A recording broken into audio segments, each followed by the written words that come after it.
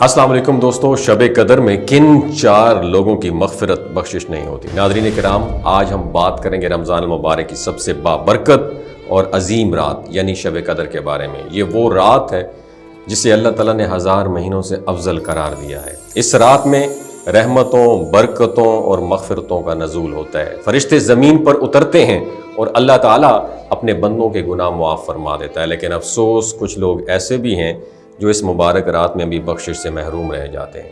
آج ہم جانیں گے کہ وہ کون 4 بدقسمت لوگ ہیں اور کیوں ان کی مغفرت نہیں ہوتی۔ قرآن کریم میں اللہ تعالیٰ نے اس رات کی فضیلت کو سورہ قدر میں بیان فرمایا ہے۔ یہی وہ مقدس رات ہے جس میں قرآن کریم نازل ہوا، فرشتے زمین پر آتے ہیں اور ہر طرف خیر و برکت اور سلامتی کا نزول ہوتا ہے۔ عبادت کا ثواب 1000 مہینوں سے بھی زیادہ ہے اور یہ رات مغفرت کے دروازے کھولنے کا بہترین آپشن ہے۔ حضور نبی کریم صلی اللہ علیہ وسلم نے فرمایا کہ جو شخص اس رات کی برکتوں سے محروم رہا وہ در حقیقت خیر سے محروم رہا۔ حدیث شریف میں آتا ہے کہ رمضان المبارک میں ہر روز افطار کے وقت اللہ تعالیٰ لاکھوں گنہگاروں کو جہنم سے نجات عطا فرماتا ہے، اور جب رمضان کا آخری دن آتا ہے تو پورے مہینے میں جتنے لوگ جہنم سے آزاد کیے گئے ان کے برابر صرف اسی ایک دن میں بخشش کر دی جاتی ہے۔ مگر اس رات 4 ایسے لوگ ہیں جنہیں مغفرت نصیب نہیں ہوتی ہے۔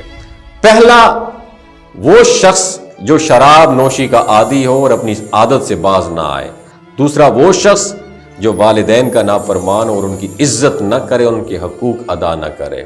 تیسرا، وہ شخص جو رشتہ داروں سے قطع تعلق کرے، خاندان کے افراد سے ناطہ توڑ لے اور صلہ رحمی کو نظر انداز کرے۔ اور چوتھا، وہ شخص جو دل میں کینہ اور بغض رکھے، دوسروں سے نفرت کرے اور دل میں دشمنی پالے۔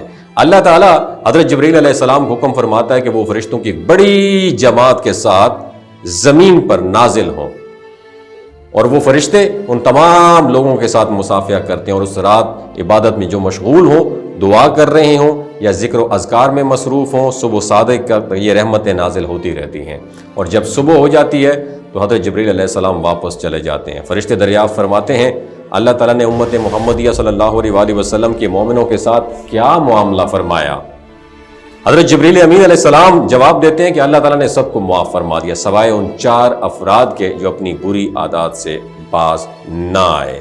صحابہ کرام نے عرض کیا کہ اگر یہ لوگ توبہ کر لیں تو کیا ان کے بخشش ہو سکتی ہے؟ تو نبی کریم صلی اللہ علیہ وسلم نے فرمایا، کیا فرمایا؟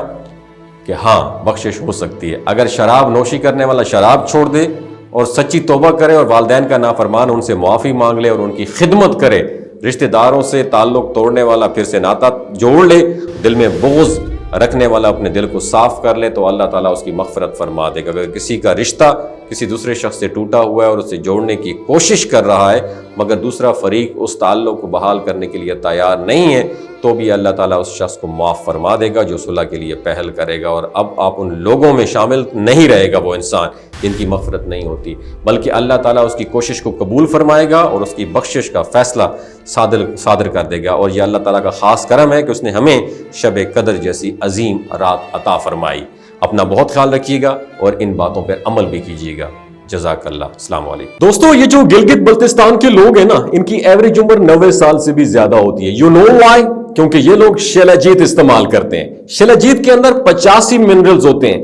اگر آپ چیزوں کو جلدی بھول جاتے ہیں، مردانہ کمزوری محسوس کرتے ہیں، اولاد جیسی نعمت سے محروم ہیں، آپ کے سپرم کاؤنٹ کم ہے، ٹیسٹوسٹیرون ہارمون امبیلنس ہے، سدا بہار جوان نظر آنا چاہتے ہیں، خون کی کمی کو دور کرنا چاہتے ہیں، ہڈیوں جوڑوں کے دردوں سے نجات حاصل کرنا چاہتے ہیں، موٹاپا کم کرنا چاہتے ہیں، تو شیلاجیت کو ضرور استعمال کریں۔